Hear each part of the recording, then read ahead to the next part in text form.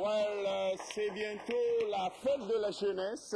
Bonne semaine de la jeunesse à tous les Camerounais, à tous nos téléspectateurs d'ici et d'ailleurs, de la grande et de la petite diaspora, comme dirait quelqu'un. Professeur Diasso, bonsoir. Bonsoir Marcel, bonsoir à la grande diaspora et à la petite diaspora, comme tu disais tout à l'heure. Bonsoir, on a oublié hier, c'était la journée mondiale sans téléphone. Donc on dit à tous ceux qui n'ont pas utilisé le téléphone hier que c'était bien. Ouais. On va dire bonsoir à tous ceux qui sont à la maison et bonsoir au public. Au charmant public de ce soir. Jacques, bonsoir. Oui, bonsoir Martial, bonsoir chers téléspectateurs, voilà. Hier c'était la journée mondiale sans téléphone. Mais je ne pense pas que cette journée peut se célébrer au Cameroun, Martial. Parce que au Cameroun, sans téléphone, les maisons vont dormir affamées. Donc vraiment, c'est qui crée les journées, parce que dans Martial, si on veut fouiller, dans ce monde entier, il y a des journées et des journées. Oui, bien sûr. On va dire la journée internationale du port des babouches. Ce jour, tout le monde sera en babouche. Donc de jour en jour, les gars ça. La journée mondiale de la marche à pied. De la marche à pied. Voilà. Ils créent des journées, quoi. Mais c'est un peu de trop. Alors donc, chers téléspectateurs, installez-vous, ça va chauffer. Bonsoir. Sandrine Babo, juste à côté, bonsoir. Bonsoir Martial. Ça va bien? Ça va. Et surtout bonsoir aux jeunes qui est dans le public et à la maison. Le plus jeune du public. Doris, bonsoir. Bonsoir Martial et bonsoir au public. J'adore son entrée. Moi-même j'adore. Bonsoir Koulibaly System. Bonsoir Martial. Bonsoir à tous ceux qui nous regardent maintenant à la maison, partout, à la diaspora, à la maison. Comme Diaka se fait souvent, on est ensemble et le public aussi. Voilà, super. Allez, en cette semaine de la jeunesse, on va parler de panafricanisme ce soir avec le secrétaire général d'Afrocentricity. C'est bien prononcé, j'espère. International section de Paris, c'est monsieur Fabrice Wafo Photo. Bonsoir. Bonsoir Fabrice et bonne année. Bonsoir à tout le monde, bonsoir à tous les Africains et tous les Afro-descendants, à toute la diaspora et tous les amis de la diaspora et à Equinox. Merci de m'avoir invité. Voilà, nous sommes très heureux de t'avoir sur le plateau. Ma première question, on parle de panafricanisme au lendemain de la scène qu'on a vécue de l'autre côté du Mali, où le président français est venu personnellement célébrer une victoire sur les rebelles. Votre sentiment en tant que panafricaniste? Bon, la situation au Mali est vraiment, c'est vraiment un exemple parfait de ce que l'Afrique n'a plus besoin de micro-États. Parce que bon, la France vient sauver le Mali sans coup de feu, toute une guerre, toute une libération sans coup de feu. Le Mali, le tout petit Mali, n'a pas pu résister à 50 soldats, ce qui nous prouve encore que c'est vraiment le moment, plus que jamais, à tous les Africains, à tous les Noirs du monde de se réunir et de former une armée capable de repousser éventuellement les ennemis. Voilà, on va certainement en parler, oui, professeur Ndiaye. Tu lui as posé la question directement parce que ceci. Pourquoi tu lui demandes pas que qu'est-ce que le panafricanisme, qu'il l'explique à les enfants à la maison? Je ne lui pose pas cette question. Mon frère, c'est quoi le panafricanisme? Non, je voulais dire à Marcel qu'il a commencé mal. Il devait d'abord commencer à lui poser la question. Qu'est-ce que tu veux t'informer bien? Non, il veut s'informer. Oui, je veux m'informer. Savoir ce que c'est. Oui, je connais pas. La question, c'est quoi le panafricanisme? C'est quoi, mon frère? Voilà, le panafricanisme, comme son nom l'indique, est pan-africain, ça veut dire l'unité de tous les États africains. Voilà. Bon, dans notre sens, c'est l'unité des États africains noirs. Bon, des peuples noirs.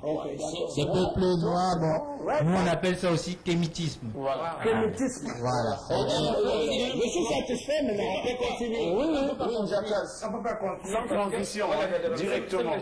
Tu vas encore décortiquer. Tu as dit panafricain jusqu'à présent, c'est quoi exactement? PAN, ça veut dire Union des Africains. Oui. Voilà, panafricanisme, unité de tous les Africains. Vous défendez les causes des Africains ou bien vous enseignez le panafricanisme?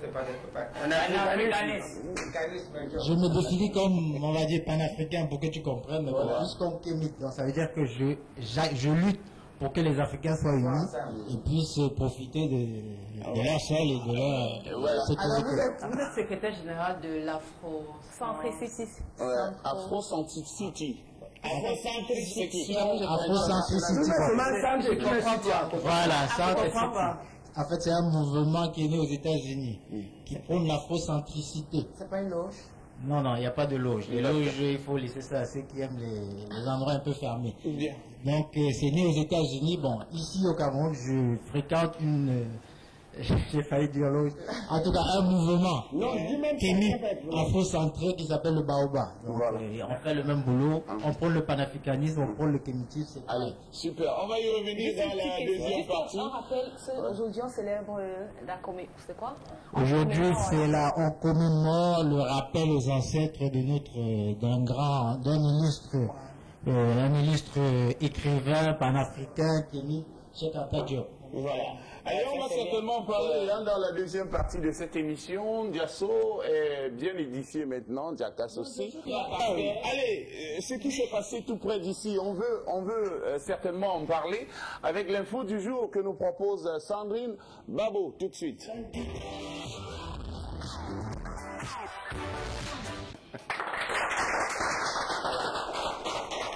Il y a des jeunes qui m'interpellent, hein. C'est Babo, pas Barbo. Babo. Il y a des gens qui C'est bien. Allez. Ça, c'est la base Sandrine Babo. Alors, ce soir, c'est Campus Mort depuis mercredi du côté de l'Université de Boya. En fait, les étudiants de cette institution universitaire sont à nouveau en colère. Parce qu'on est très souvent habitués à ce mouvement d'humeur du côté de l'Université de Boya. Cette fois-ci, les étudiants réclament à l'autorité administrative de l'établissement, de l'université, la rapidité dans le processus d'acquisition de retrait des relevés de notes qui sont assez longs jusqu'ici. Ils revendiquent aussi l'amélioration des conditions de vie au sein du campus. Le logement est dérisoire, l'alimentation, la restauration est précaire. Les étudiants de l'université de Boya demandent que soient réinsérer les photocopieuses au sein du campus parce qu'ils trouvent qu'aller hors de l'enceinte leur revient assez cher, leur coule les yeux de la tête. Et pour finir, les étudiants de l'université de Yaoundé demandent demandent l'autorisation à composer des étudiants qui ont versé au moins la moitié des frais de scolarité. Parce que jusqu'ici, il fallait s'inquiéter totalement de la totalité, quoi. Oui, la totalité des frais de scolarité. Mais ce qui reste curieux et qui révolte encore plus les étudiants, c'est que la vice-chancellor, Nalovan Nyonga, je crois, si je ne me trompe pas, reste réfractaire à tout dialogue avec les grévistes. Le recteur, hein? Oui, le recteur. Docteur Poli. Nalovan Nyonga. Parce que jusqu'à hier encore, elle est carrément restée dans son véhicule sans descendre pour rencontrer les grévistes. Malgré le fait que les étudiants aient même dégonflé les pneus de son véhicule, elle est restée presque séquestrée dans son véhicule. Jusqu'ici, le climat est tendu du côté de l'université. Voilà. Et on aperçoit le véhicule à travers les images et une foule d'étudiants en colère. Bon, peut-être un porte-parole. Un porte-parole peut-être c'est le général du côté de Boya. Et il faut ajouter le manque d'eau parce que on signale que depuis quelques jours également, les étudiants de Boya sentent mauvais. Parce qu'il n'y a pas d'eau. Ça a commencé ici aussi. Eh bien, alors, Doris, ton commentaire. Déjà, moi j'aimerais revenir sur leurs revendications, notamment l'autorisation de composer lorsqu'on a versé la moitié. C'est normal, nous avons été étudiants, lorsque tu versais la moitié de tes frais de scolarité, tu avais l'autorisation d'entrer dans la salle, enfin dans la salle de compo. Je ne comprends pas comment est-ce qu'on peut interdire à ces étudiants qui n'ont pas de source de revenus, qui n'ont peut-être pas de source de revenus de composer. Moi, je pense qu'on ne doit pas toujours se limiter sur ces aspects administratifs. Là, il faut penser plutôt à la relève, parce qu'au potentiel de ces étudiants-là, au-delà du fait qu'ils ne se sont peut-être pas acquittés de leur droit universitaire à temps. La seconde chose, c'est la distance entre l'université et puis les photocopieuses. J'étais à l'université de Boya, je vous assure, pour entrer à l'université, il faut absolument prendre un taxi. Je ne sais pas si vous avez été à l'université de Boya. Non, on a été à l'université, mais pas à Absolument Boya. prendre un taxi, parce que c'est, contrairement à l'université de Douala, il faut parcourir des kilomètres avant d'arriver, avant de voir une salle de cours. Donc c'est hyper difficile. Moi je pense que leurs revendications sont fondées, mais ce que je déplore, c'est que Madame le recteur, enfin, toutes les dames qui ont été recteurs là-bas, elles ont un froid vraiment, elles sont refermées. Pourquoi c'est tout Moi je ne comprends pas. Normalement, ce sont des mamans, elles doivent savoir que c'est pas facile pour des étudiants de... Et peut-être que la maman a des difficultés aussi à régler laissons l'affaire de maman. Alors l'université ce n'est pas une boutique, ce n'est pas une boutique martiale, ce n'est pas le comptoir d'une maman. Elle n'est pas là pour exécuter les ordres qui viennent d'en haut. Laissons le fait qu'elle soit maman, ce n'est pas de sa boutique. Donc tout ce qu'on peut dire c'est qu'ils ont été quand même trop sévères, Martial, parce que l'argent, après quand même les fêtes de fin d'année, l'argent est de plus en plus donc il ne fallait pas... Allez, on va prendre la réaction de nous, quand on était à l'université, Wafo Fotso, professeur Jasso. Oui, Fabrice qui va quand même réagir face à cette situation qu'on vient de vivre en image du côté de Boya. Bon, comme a dit mon frère là, Jacques. Bon, la dame qui est recteur ne fait que exécuter les ordres qu'on lui donne. Elle est au pouvoir exécutif. Voilà, elle est au pouvoir exécutif. Et par contre, c'est quand même déplorable que dans un pays comme le Cameroun, on néglige l'éducation de nos enfants qui sont censés être les leaders de demain et ceux qui vont diriger demain. Bon, ça montre l'état de déliquescence dans lequel notre pays est. Mais bon, on ne va pas accuser la dame parce que bon, elle ne fait qu'exécuter. Mais en même temps, elle a le pouvoir de transmission entre les étudiants et la Vous, tout ce que vous dites là, Ton avis, professeur c'est long. Avant que je connais mon grand frère Gordon Kawa qui disait toujours que plusieurs petites grèves amènent une grosse grève. Je suis sûr que ces étudiants qui sont en train de faire la grève aujourd'hui là avaient déjà commencé à dire à la main là que pardon. C'est peut-être une goutte d'eau qui est en train de passer des vases. Alors maintenant que Ndiakas disent que la dame là, elle exécute que les ordres et tout, pourquoi depuis quand les élèves, les étudiants se plaignaient, pourquoi elle n'a pas pu ramener? Je crois qu'elle est une courroie de transmission, elle est la courroie de transmission entre elle et les étudiants et le gouvernement, s'il faut le dire comme ça. Voilà. Alors si les gars ont une main aujourd'hui et qu'ils disent que madame aujourd'hui c'est aujourd'hui, et puis c'est très dangereux. On va voir les enfants qui n'ont pas pu valider les épreuves, Surtout avec Koulibaly ici. Non, c'est tout simplement pour dire que vraiment de dire c'est très déplorable parce que même ce qu'on vit, ce n'est plus... Non, lui il a dit désolamment. Il avait dit désolamment, il a dit déplorable. C'est vraiment déplorable. Parce que c'est très déplorable qu'à l'université de Boya, c'est vous, toi tu parles d'Aka, tu dis que non, c'est le gouvernement qui l'envoie, je ne sais pas, et c'est vrai ce que cette fille vient de dire. C'est comme si les femmes qu'on nomme à l'université de Douala, c'est les femmes qui vivent dans un autre monde. Avant c'était... Dorothy Djema. Dorothy Djema, la femme l'a montré aux étudiants. Dorothy Djema, maintenant c'est une autre. Donc ça veut dire que quand on veut nommer une femme là-bas recteur, ça doit être, et c'est toujours les femmes. Donc c'est une dame de fer. Ce que je vais dire aux étudiants, c'est de rester tranquille et d'attendre. Mais on est fatigué d'attendre au Cameroun parce que à force de trop attendre, il n'y a jamais de solution. Oui. Il faut passer comme vous voulez. Et ça veut ça qu'on attend le 2035. Voilà. Il y a une émergence. Sur la route de avec les grèves, professeur Gasso. Allez, nous allons te retrouver justement pour le coup de gueule de ce jeudi soir.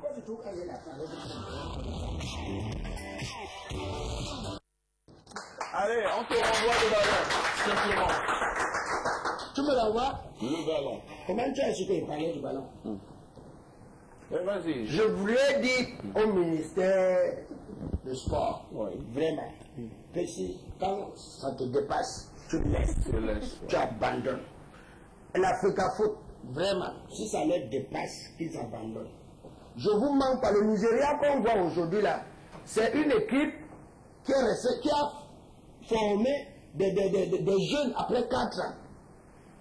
moi je préfère qu'on dissout même toute l'équipe là et qu'on nous prenne des jeunes maintenant et que le Cameroun, le peuple camerounais attend même, même 5 ans après, pour qu'on puisse avoir une bonne génération. Les Ethiopiens aujourd'hui qui viennent faire la tête parce qu'ils ont le brassard et tout et tout. Est-ce que tu sais qu'Eto, on dit qu'il est malade, il n'a pas justifié. Et si tu lis le journal, dans le journal on dit que Eto avait déjà dit que tant que Oumelen est là, il ne peut pas jouer. Ça veut dire que Eto, à Kono, on doit les mettre dehors parce que c'est eux qui apportent d'abord le clan. Les deux là, on doit déjà les radier de l'équipe nationale. Le coup de gueule, le coup de gueule, à qui? Quand il prend le ministère des Sports. La parole c'est au professeur. Le coup de gueule c'est au ministre des Sports. Parce que c'est lui qui peut gérer ça. C'est à lui que je parle. Qu'il doit mettre Eto dehors. Le clan ne veut pas. Akono a commencé le clan parce que je dois aller dire la vérité qu'il n'était pas malade. Akono a dit qu'il est malade. Il a dit à la télé qu'il n'est pas malade. Akono ne l'a plus jamais classé. Ça, c'est le clan. Vraiment. Je dis au ministre du Sport, s'il me coûte, qu'il enlève ces gens qui veulent nous casser la tête et de prendre ses responsabilités. Si ça le dépasse, qu'il laisse. Je vais finir. Je pense que c'est... La Tanzanie nous a donné un but. Ça me fait pleurer. Oui. J'ai même envie de couler de là au moment où je parle. Vraiment, si on peut même mettre tous ces 12 là, nous sommes venus, on les met dehors, on dit que vous n'êtes plus dans les lions. Jouez, gagnez l'argent, jouez avec qui on ne vous veut plus. Vous formez une nouvelle équipe. Merci, c'est dans le journal le jour. On a tout dit là. Professeur Ndiasso, pour ce coup de gueule. Réalisons la presse. C'est Njakas qui rentre en scène maintenant. Voilà.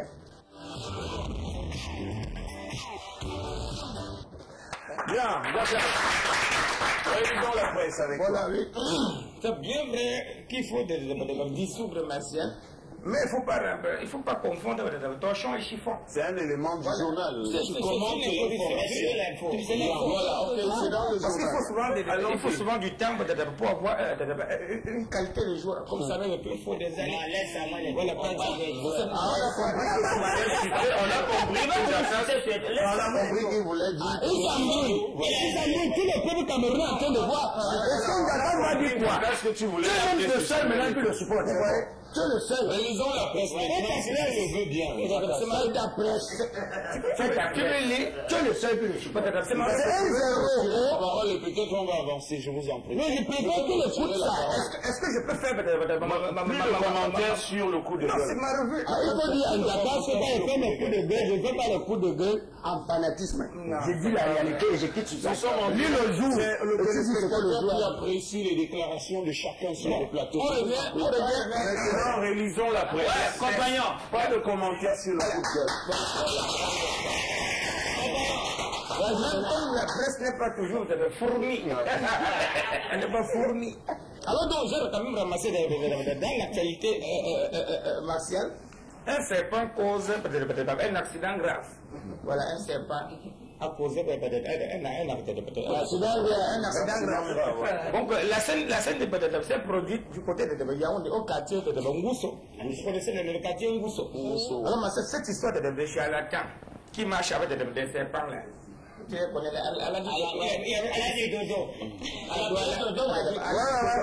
il avait un serpent de 4 mètres qui peut toucher, il enroulait, voilà, et ça attirait les femmes, les hommes, ils vendaient les faux médicaments après. Alors que samedi dernier, donc celui-ci s'appelle Malam Abdou. Donc c'est son nom. Avec son serpent, Martial, voilà, il a pour habitude d'attirer les gens vers lui. Donc, dès qu'il s'installe dans un carrefour, voilà, après avoir installé ses médicaments, il conseille il sort de son gros serpent long qui mesure de 3 mètres et demi. Alors, ma soeur, il enroule le serpent sur le cou, le serpent se balade un peu partout, jamais celui, Abdou, Malam et tout. Et les premiers clients sont les femmes. Tu les vois, elles sont sur le chemin de l'éducation. Voilà, c'est quelqu'un. Tu vois, et voilà comment les femmes accourent. Et on dit, mais ce jour, il finit de son spectacle. Donc, pendant qu'il est en train de desservir une dame, elle a commandé un médicament. Voilà. Alors, le serpent sort du coffre. Le serpent sort du coffre et s'enroule sur le pied de un pousseur. Il y a un pousseur qui était aussi venu, il est resté là, la bouche ouverte, pour écouter et vivre le spectacle. Alors le pousseur, à un moment, il se rend compte que son pied gauche glace. Donc, est humide et tout, Martial. Dès qu'il lance le petit coup d'œil, oh, c'était le serpent. On attend seulement, oh, je suis mort. Il m'a mordu, le serpent n'avait même pas encore piqué. Et tout. Alors, donc, voilà, c'est écrit que attire l'attention de tout le monde. C'est devenu là du sauveur qui peut. On dit le pousseur se met à courir dans tous les sens avec le serpent enroulé sur le pied. Voilà, dès qu'on voit le pousseur arriver avec le serpent, c'est comme ça que ça peut faire les sissongos. Et voilà, voilà, on dit une dame en fuyant donc a été renversée brutalement par un taxi qui passait, voilà. Elle est tombée et puis elle a frappé la tête sur le trottoir et bilan, le front s'est ouvert. Donc jusqu'à présent, on dit on ne sait pas si elle va vivre, la dame a été transportée peut-être pour l'hôpital. Je veux dire encore, est-ce que ces charlatans ont l'autorisation d'occuper les carrefours pour balancer le petit truc? C'est toi qui me donnes l'autorisation. Voilà ça qui a causé un accident grave. Alors dans le Cameroun tribune martiale, un besquineur avait ligoté 4 jours en brousse. Quand Koulibaly parlait de l'histoire du quartier Yassa, la dernière fois ici, voilà, on dit il s'appelle Jean-Daniel Ebon. Le gars a été agressé le 28 janvier dernier. Il dit un planteur se rend à la brigade de Yassar le 1er février dernier, voilà. Qu'est-ce qu'il dit au commandant? Il dit j'ai vu un mort dans mon champ martial. Pardon, aidez-moi. On dit le commandant Fotambon John Effort. Voilà, quand on applaudit, voilà, on applaudit pour le commandant. Voilà Marcel, il descend sur les lieux avec le planteur. Surprise, il tombe sur un homme qui était là, inerte, voilà, il ne bougeait pas, ligoté main et pied dans le dos. Donc, un bout de serviette scotché sur la bouche, quoi. Donc, ce qui est grave, c'est quoi? On dit des asticots lui sortaient du corps. Le monsieur était là depuis 4 jours, et il avait les mains et pieds gonflés. On dit, dans un début, on se dit qu'il est mort, mais que non. Le commandant lui verse de l'eau et subitement il sursaute Martial. Voilà comment il est transporté pour l'hôpital avec des asticots qui sortaient. Où le gars poussait déjà, on ne sait pas, mais vivant. Donc oui, c'est ça. Donc après les premiers soins, il se présente. Il dit, je m'appelle Jean Daniel Ebon. Il dit deux messieurs pour une course de Ndokoti pour Yassa. Il dit après la centrale de Yassa, ils m'ont demandé d'entrer dans une brousse qu'ils allaient dans le chantier. Toujours le même mot, comme en journée, notre taximan nous a dit. Oui. Ils ont le petit mot, accompagne-nous dans notre chantier du côté de Yassa. Et une fois arrivés dans la brousse, les gars sont descendus et ils ont attrapé le gars, ligoté et tout. Et la moto de 9 heures est partie. Donc, cher Benskiner, méfiez-vous du quartier Yassa. Nous sommes proposés des centaines de mille. N'allez pas à Yassa et évitez les points de brousse. On va aller rapidement avec la nouvelle expression martiale. Le match du Cameroun contre la Tanzanie qui avait causé une bagarre.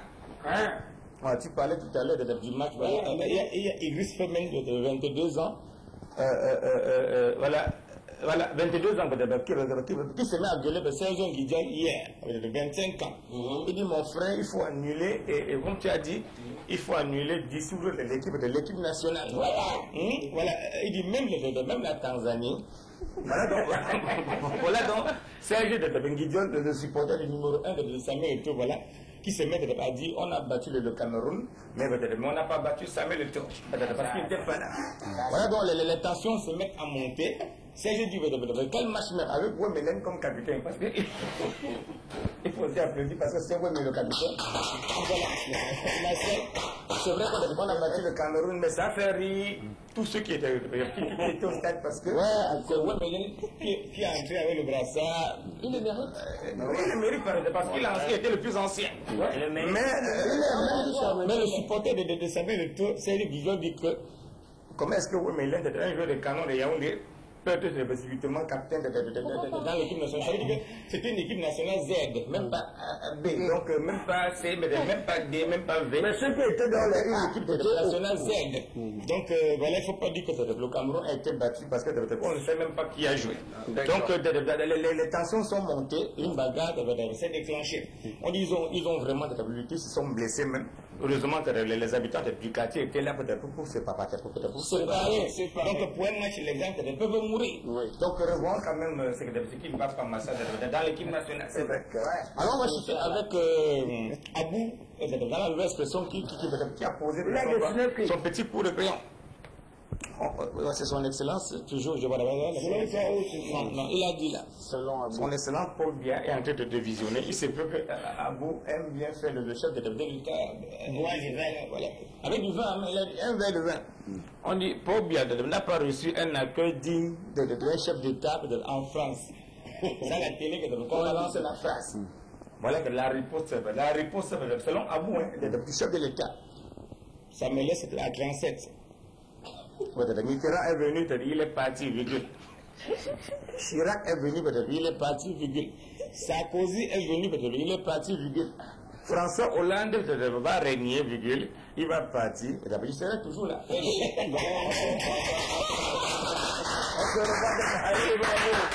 allons souffler, hein. On va prendre la pub et Doris va rentrer en scène juste derrière. Only you, light, rayonnante.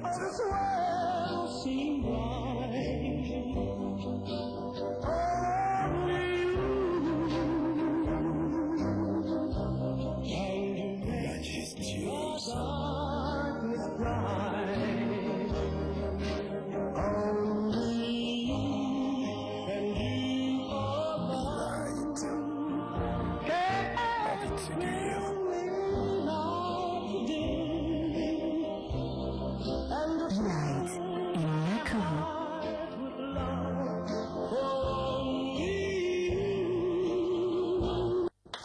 Alors, nous avons un panafricaniste sur le plateau ce soir. On va certainement lui poser une question. Hein.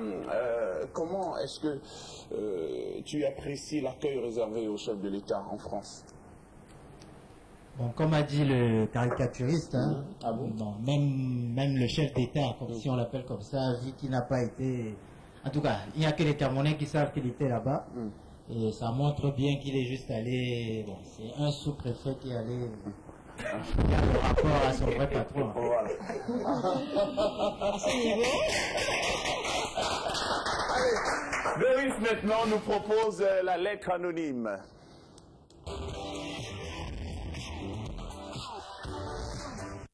Ok. Voilà, ce soir on va parler de l'armée camerounaise dans la lettre anonyme, donc en voici la teneur. Bonsoir à tous. Les hommes en tenue sont considérés sous d'autres cieux comme des exemples de discipline, mais chez nous, ils sèment parfois le désordre au nom de leur statut. En effet, on les voit déambuler dans des bars à longueur de journée, et le pire, c'est qu'ils s'affichent en tenue. Je me rappelle que quand j'étais petit, la vue d'un militaire était très rare et nous donnait des sueurs froides. Mais de nos jours, ils excellent dans des bagarres de rue et sèment la terreur même au sein de leur famille. C'est reconnu que les militaires détiennent la palme d'or des hommes qui battent leur épouse et des coureurs de jupons. Le ministre de la Défense doit examiner ce problème afin que notre armée retrouve son image. Il peut par exemple leur interdire de boire en tenue ou de s'asseoir dans des bars en tenue. Anonymement vote. Signé une femme militaire en tenue. Merci. Une femme militaire en colère. On l'a demandé. Non, on va l'applaudir encore. C'est pas Doris l'auteur de la lettre. C'est une femme militaire en colère. 10 secondes. 10 secondes pour commenter. 10 secondes pour commenter cette actualité. Pendant qu'elle lisait là, je voyais que mon ami Sergent, je voyais ce qui se passait dans la tête de mon ami Sergent. Il faut la demander. Qui n'est pas elle. Qui écrit ça? Non, c'est mon ami Sergent.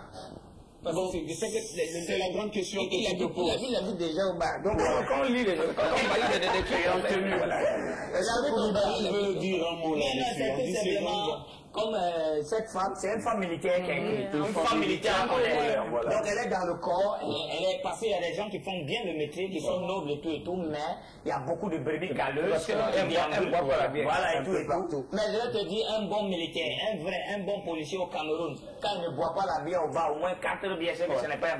Professeur Gasso, son patriotisme. Non, moi j'ai sorti tout à l'heure. Ah d'accord, donc tu ne veux pas avoir affaire à eux. Non, tout à l'heure. Est-ce que Sandrine Dombolo également ne peut pas se prononcer là-dessus? Mais je rappelle que le président tchadien a tout récemment suspendu la police tchadienne. C'est la police. Voilà, donc c'est une leçon, que le Tchad donne au Cameroun parce que depuis qu'on enregistre des bavures, des débordements, mais les autorités n'infligent que des petites sanctions. On comprend pourquoi. Mais en principe, on comprend pourquoi les choses se répètent du jour au lendemain.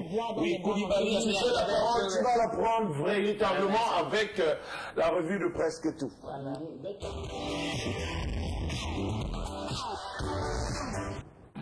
Allez, on court avec le temps ce soir. Non, je voulais seulement revenir pour dire, comme Joshua a dit, qu'on va sortir tout à l'heure. C'est vrai que les militaires, même de chez nous, ne boivent même pas dans les bars. Même les policiers, ils se respectent. Ils n'aiment pas boire avec la télé. Sauf mon ami, c'est... Non, on va applaudir Koulibaly pour ça. Ça, c'est ta version à toi. On va dire que Koulibaly avait dit que... ivoirien. Dans tous les maquis, dans tous les chapalos, dans tous les gloglos, dans tous les woro, sans oublier les salons de coiffure transformés en salons de critique. C'est le moment. Ou bien, après les coupures, maintenant, c'est les jeux de lumière. On coupe, on remet, on coupe. On coupe, on remet, on coupe. C'est la fête de la jeunesse. Ouais, donc ça va, là, c'est ça. Donc c'est la fête de la jeunesse où les gens qui n'ont pas acheté les sapins et les trucs hybrides. Voilà, on appelle ça comment? Les guirlandes. Les gens qui n'ont pas acheté les sapins et les guirlandes pendant Noël, la société vous offre les guirlandes chez vous, cadeau, et à moindre coût. Parce que maintenant, quand tu restes à la maison, la lumière part d'abord. Si tu es en train de regarder un match de football, peut-être Cristiano Ronaldo veut tirer ballon, on a coupé d'abord. Ça revient, le but est déjà entré, ça repart, c'est l'arbitre qui cite, ça revient, ça part. Donc maintenant, on ne sait même plus à quel on coupe. Avant, on savait que quand on coupe le matin, ça revient peut-être le soir, ou 3 jours après. Là, on était déjà habitué parce qu'on faisait des jours sans se laver, et on était déjà habitué. On faisait des jours sans regarder la télévision. Mais maintenant, comme on coupe, on remet, on coupe, on remet. Si par exemple tu as ton maquereau au frigo, c'est ton problème. Si tu n'as pas de régulateur de tension, c'est ton problème. Donc tous ceux qui travaillent avec la lumière, c'est leur problème parce qu'on va maintenant couper, on va reprendre quand on veut. C'est mieux de venir avec les lampes. Voilà, avec les lampes. Et je salue tous les quartiers de Douala qui n'ont pas de lumière à ce moment et ceux qui regardent les matchs de football dans les villages. Il y a des gens qui me regardent, dans tous les maquis, boum, dans tous les chaparons, boum, ça après ça revient. Donc maintenant, de nos jours, dans les médias, le scandale sportif qui fait couler beaucoup d'encre, c'est bel et bien l'affaire Lance Armstrong qui a fini par avouer dans le talk show de la grosse star Black Oprah Winfrey. Donc notre frère Lance Armstrong, cette affaire de dopage, parce que 7 fois champion du Tour de France, a finalement avoué. Mais en effet, selon un sondage, Lance Armstrong serait devenu le sportif le plus impopulaire aux États-Unis. Donc, voilà, c'est ça. Donc ne soyez pas surpris qu'un jour on vienne vous dire aussi que Messi, les 4 ballons d'or là, ça dépend. Non, ce n'est pas, je dis par exemple. Voilà, par exemple. Parce que le docteur de Lance Armstrong m'a dit qu'il n'est pas le seul qui venait, même les footballeurs venaient se doper. Donc même dans le football, il y a aussi ça. Mais ce n'est pas ça le vrai problème, parce que vous-même, vous savez que le malheur adore la compagnie. Donc maintenant, après la fameuse affaire de Armstrong, c'est la renversante nouvelle de l'agence Europol qui vient de détecter un vaste réseau de matchs truqués. Voilà. Un réseau de matchs truqués. Donc, il y a un exemple. Oui, non, je n'ai pas donné l'exemple, moi-même je l'ai donné. Donc, selon Europol, il y a 380 matchs dans le monde entier qui ont été truqués. Donc, qui ont été truqués la Champions League, les éliminatoires de la Coupe du Monde. Mais moi, j'ai dit que peut-être, il n'est pas affirmé, peut-être le match France-Uruguay là pour les éliminatoires. Où Thierry Henry avait mis la main. La main de Thierry Henry. Je ne sais pas, peut-être un autre match aussi, Cap-Vert s'est truqué, s'il vous plaît.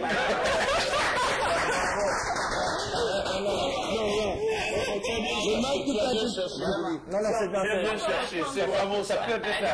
Allez, la suite. Vraiment, ça peut être ça. Parce que comment le Cap Vert vient nous taper? Ouais, c'est vrai. Je suis sûr que La Tanzanie aussi. voilà, la Tanzanie, même la Tanzanie, c'est truqué. Oui.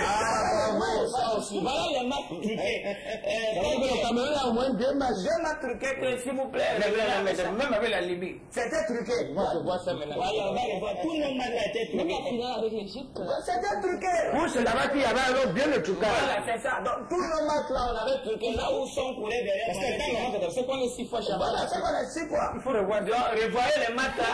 Parce que c'est très grave. On a beaucoup truqué les matchs. Le Cameroun est dans les plots comme ça à cause des matchs truqués. On parle de cas accuser les gens pour rien. Voilà. Donc, c'est les matchs truqués. Donc, chers frères d'Europol, regardez ces matchs. Oh bien, on parlait de la journée mondiale des téléphones sans téléphone portable. Journée mondiale, parce qu'il y a beaucoup de journées. Journée internationale de la femme, journée de ceci.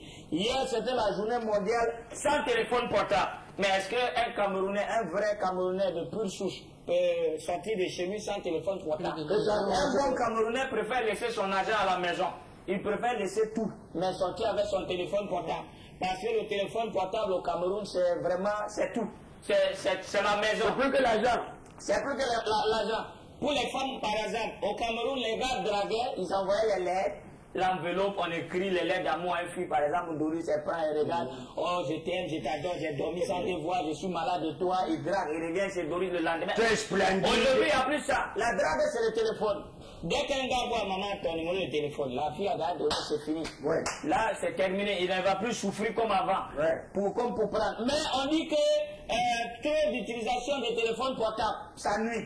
Ouais. On dit que Ça, c'est expert. ouais, ouais. Selon certains experts, on dit que l'utilisation abusive du téléphone portable a des conséquences. Par exemple, qui sont cancer des cerveaux. Peut-être qu'ils sont là. Parce qu'il y a les gens ici, là, on les connaît. Et dans les téléphones aux Oui, enfants. oui, il y a les gens ici, on les connaît. Un, deux. Quelqu'un n'a même pas appelé. Oui, alors, tiens, où je suis là, je te dis, ouais, donne-moi 4 conteneurs. Je dis que les 2 millions là, si tu me donnes pas. Alors que parce qu'il est devant une femme. Ouais, parce qu'il est devant Il veut montrer qu'il est un homme d'affaires. Oui, voilà, c'est ça. Il y a des gens qui passent le temps à causer. Après, cancer des cerveaux, baisse de la production de sperme. Matozoïde. Ouais. Ah bon? C'est eux qui ont dit. Ça diminue carrément. Tu veux faire le lien entre le cerveau et... On dit baisse de la production de sperme. Donc vous là qui mettez trop met le téléphone dans la poche, quand ça part dans la poche, c'est le voisin du père. Voilà. Maintenant ça touche la tête du père. Et entre-temps, quand ça vibre, il y a la fusion. Oui, oui, oui. Parfois tu montes et puis pourquoi ça ne sort pas? C'est le téléphone.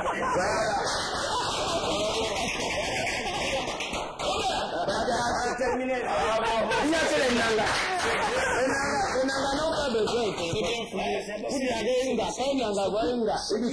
Ce soir, c'est que Koulibaly a quand même réussi à dire aux Camerounais que les matchs perdus, c'est les matchs truqués. Voilà, d'accord, Même les ok. Donc maintenant, vous pouvez vous calmer. Non, mais pas se calmer. D'accord. Il faut enquêter, il faut enquêter. Ah, donc il faut Parce qu'on enquêter. peut nous remettre les coupes d'argent.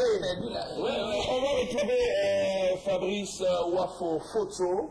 Voilà, c'est comme dirait quelqu'un, un homme qui a beaucoup d'argent. Bien. Alors, parlons maintenant un peu de l'origine du panafricanisme. On a certainement défini tout à l'heure pour le professeur Ndiasso et pour nos téléspectateurs. Maintenant, son origine, Fabrice. Le panafricanisme, c'est un mouvement initié par nos frères afro-descendants qu'on appelle antillais. Donc, ils viennent de Haïti, Jamaïque. Donc, il n'y a pas de mort, il y a Henry Sylvester Williams, il y a un illustre qui s'appelle Garvey, qui militait pour le retour de tous les Noirs du monde en Afrique. Et qui avait fondé une compagnie qui, en 2 ans, a réussi à avoir 12 millions de dollars de chiffre d'affaires aux États-Unis. Il est venu de la Jamaïque. Bon, pourquoi ça marche bien là-bas? Ça marche bien là-bas parce qu'ils n'ont pas de problème d'ethnie comme nous ici. Donc il n'y a pas qui va dire je suis bamileke, je suis tchadien, je suis machin. C'est peut-être pour ça que ça a pris là-bas. Et comment c'est arrivé en Afrique? C'est arrivé plus par Nkrumah, qui en 63 a participé à la création de l'OIA. Et les Nkrumah, c'est les personnes qui ont été au 5e congrès panafricain organisé par Henry Sylvester Williams en 1945 en Angleterre. Si tu mets les noms, nous on ne connaît pas. Donc, Nkrumah, donc le congrès panafricain a eu en 1945 à la fin de la deuxième guerre tribale entre Européens. Et Nkrumah ont profité avec d'autres panafricains pour intérioriser ça sur le continent. Et le panafricanisme est devenu anticolonialiste. Voilà. Et depuis, on va dire, c'est des origines, on va dire, lointaines du panafricanisme. Voilà, Koulibaly. Voilà, mon frère Fabrice Wafo, panafricaniste, parce que moi aussi je me définis comme un panafricaniste. Mais je ne sais pas, est-ce que selon vous, les jeunes d'aujourd'hui penchent vraiment vers le panafricanisme? Est-ce que ce n'est pas une sorte de mythe pour les jeunes quand vous parlez de panafricanisme à un jeune de nos jours? Un jeune Africain. Un jeune Africain. Est-ce qu'il aspire vraiment? Est-ce qu'il croit vraiment au panafricanisme? Est-ce que c'est possible? Bon, les jeunes ne croient pas au panafricanisme, en tout cas, pour la plupart, peut-être parce qu'on nous a mis dans une... dans les écoles, déjà, on ne nous enseigne pas. Un lavage de cerveau. Voilà, c'est une aliénation mentale. Dans nos écoles, de toute façon, on étudie les bouquins, les livres écrits par d'autres, qui ne sont pas sûrement africains. Vous avez parlé de l'université de Boya, ça m'étonnerait qu'il y ait des livres écrits par Nkrumah ou par Diop ou par Garvey ou quelque chose. Donc, c'est normal qu'un Européen ne prône pas le panafricanisme. Et c'est normal qu'un Africain aller dans une école africaine ou européenne n'ait pas ça en tête. Voilà. Donc, Et vous croyez que vous allez réussir à votre combat? Est-ce que vous croyez que vous pouvez amener tous les Africains vraiment à adhérer À cette pensée. au moment, on va dire, où Marcus Garvey arrive aux États-Unis en 1914, ils sont encore, il y a encore des esclaves. Il n'a pas $1, bon, c'était le dollar là-bas dans la poche. Et 2 ans après, vu qu'il y a besoin de bateaux pour transporter les Noirs là-bas pour amener en Afrique, il a 12 millions de dollars. Et il a une ligne il avait ouvert une entreprise qui fabriquait des bateaux, vu qu'il avait vu que c'était ça le problème. Et donc en 2 ans, s'il a réussi à avoir ça et à commencer à mettre son projet en route, parce qu'il avait déjà acheté des terres au Libéria, en Sierra Leone, ça veut dire que nous, avec tous les moyens qu'on a aujourd'hui, on peut y arriver. Et justement, j'aimerais, avant de poser ma question, dire qu'on a eu un Américain qui est venu voir sa famille d'origine à Bamenda. C'est-à-dire depuis 100 ans ou 200 ans. Bamenda, non, Blair Underwood. Pour ceux C'est pas parce que l'ambassadeur des États-Unis au Cameroun a confirmé que l'ancienne secrétaire générale d'État, Condoleezza Rice, voilà, est d'origine camerounaise. Et précisément Tika. Quelqu'un même a dit question maintenant, Doris. Peut-être tu vas dire que ton oncle aussi. C'est une question de Doris. Oui. C'est du mot Philippe. Ça doit être une variation des gars. Parce que le roi du Congo va te dire que Beyoncé, c'est Ngoba et mec Beyoncé. Bon, c'est la même chose. Prenons la question de Doris. Voilà, donc, comme aujourd'hui on commémore la mort de Cheikh Anta Diop, quelle a été sa contribution dans la pensée africaine? Parce que comme vous avez dit, c'est le blanc qui nous enseigne notre histoire. Tous les livres d'histoire africains ont été créés par des blancs. Alors, quel est l'apport de Cheikh Anta Diop dans la pensée africaine? On va dire tout à l'heure, j'ai parlé de Nkrumah, j'ai parlé de tous ces gens-là. Bon, ça, on va dire, c'est le côté politique. Mais après, pour réunir, pour qu'il y ait d'unité, il faut bien que le Bamileke sache qu'avec le Bassa, ils ont un socle culturel commun, qui vient d'un ancêtre commun. Et c'est là que Cheikh Anta Diop intervient. Il y a eu un colloque qui a été organisé en 1974 au Caire, où Cheikh Anta Diop, devant tous les anthropologues, les scientifiques mondiaux, c'est un colloque organisé par l'UNESCO. Il y a des livres que l'UNESCO n'a pas publiés, bien sûr, où Cheikh Anta Diop a démontré que déjà l'humanité vient d'Afrique, de la région des Grands Lacs, et que tous les Africains ont, en tout cas, un socle culturel commun. On a le même ancêtre, et tous les autres personnes de la planète, le blanc n'est qu'une dégénérescence du noir, on va dire, et les Chinois n'est qu'un mélange de blanc et de noir. Bref, l'humanité est noire, les Africains ont un ancêtre commun, toutes les langues africaines, même le Bamileke, on va dire le Bandjoun d'aujourd'hui, si on prend la langue qu'on utilisait dans la région du Nil il y a 6000 ans, on trouve que c'est la même langue. Le Bandjoun que Jacques parle, et le Banganté que quelqu'un d'autre parle. Ils savent pas ce que c'est que tu as très bien fait de parler de Bandjoun. Parce que c'est la fierté. C'est le plus beau village à l'ouest. Je reviens maintenant sur M. Fosso. Ton truc de panafricanisme là. Tu ne vois pas que peut-être avec du temps, tu penses pas que tu vas te rendre compte que tu perdais ton temps. Parce que je ne sais pas si mon frère, tu as regardé un peu. Est-ce que Fabrice y croit vraiment? Vas-y avec la question. Tu poses ou tu réponds à la question? Je vais vers l'ossature. C'est-à-dire que je prends la question. Ah, d'accord, c'est ça. Je ne sais pas. Parce qu'on ne sait jamais. Il y a des choses que tu ne peux pas encore faire. Des recherches en informatique et tout. Tu es sûr que c'est là le chemin que tu as fait. Non, tu devais le faire. D'ici 2020. D'accord, on t'a compris. Tu veux dire, est-ce que panafricanisme, est-ce que ça donne la... C'est pas ça. C'est quoi alors? Est-ce que tu ne peux pas te rendre compte que quand la fin, permets à Fabrice de reprendre. tu perdais le temps sur la parole. Est-ce que tu penses que l'Afrique un jour... Mais tu as déjà posé la même chose.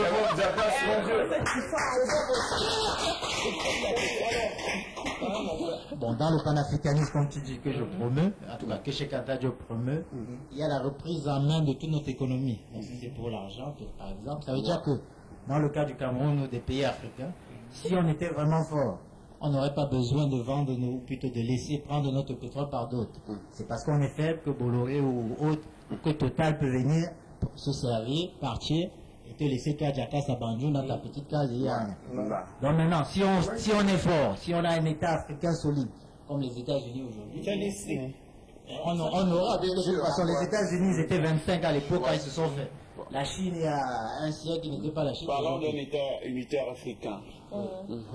Alors, l'urgence, quelle est l'urgence maintenant?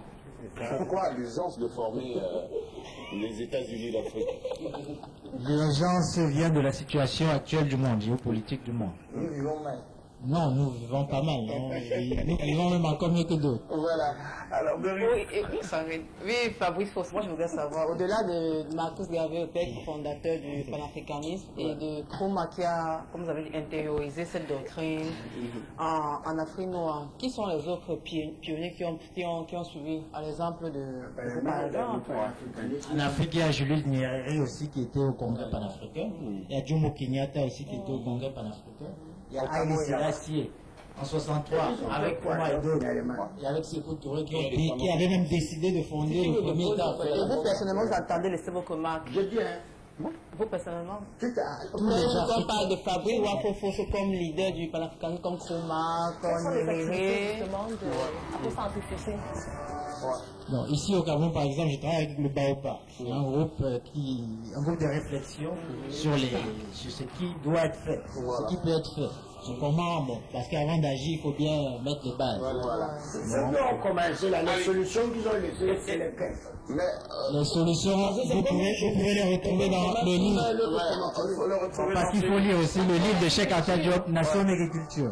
Vous avez toutes les solutions culturelles, économiques et spirituelles pour créer un État fédéral. Et il dit par exemple que les religions importées nous abrutissent, le christianisme. Ah ouais, déjà même qu'on a noté notamment que ces religions nous empêchaient de dormir. Merci Fabrice Wafofoso, on va vous applaudir également. On va applaudir professeur Diakas également. Merci. Et le public. Et vous à la maison, merci de passer par ici. Demain, ce vendredi, on va se faire plaisir. Bonne soirée, restez sur Equinox. Le journal, c'est dans quelques minutes. C'est ça, maman. Je veux c'est là, les gars.